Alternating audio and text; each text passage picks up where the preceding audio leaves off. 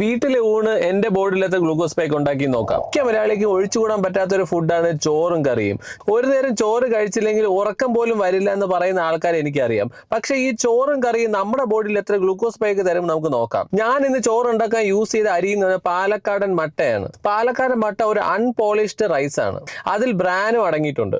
100 gram പാലക്കാടൻ മട്ട എടുക്കുകയാണെങ്കിൽ അതിൽ 350 കിലോ കാലറിയും 78 ഗ്രാം കാർബോഹൈഡ്രേറ്റും 9 ഗ്രാം പ്രോട്ടീനും 3 ഗ്രാം ഫൈബറും ഉണ്ട്. വൈറ്റ് റൈസ് വെച്ച് കമ്പയർ ചെയ്യുകയാണെങ്കിൽ മട്ട റൈസ് വളരെ ബെറ്റർ ആണ്. കാര്യം അതിൽ ഫൈബറും ബ്രാനും അടങ്ങിയിട്ടുണ്ട്. ഇന്ന് ഞാൻ കഴിക്കാൻ പോകുന്ന 100 ഗ്രാം കുക്ക്ഡ് പാലക്കാടൻ റൈസ് ആണ്. അതിന്റെ കൂടെ 137 ഗ്രാം ഉള്ള ഒരു ഫ്രൈഡ് കിങ് ഫിഷും 3 മുട്ട ചിക്കിയതും ചീരത്തോരനും കൂർക്ക തോരനും ഉണ്ട്. ഒഴിച്ചു കൂട്ടാൻ ഒരു ചെറിയ കറിയും. ഇത്രയും കഴിച്ചതിന് ശേഷം എന്റെ ബോഡിയിൽ എത്ര ഗ്ലൂക്കോസ് സ്പൈക്ക് ഉണ്ടാക്കി എന്നുള്ളത് ഈ CGM സെൻസർ യൂസ് ചെയ്ത് നിങ്ങൾക്ക് ഞാൻ കാണിച്ചു തരാം.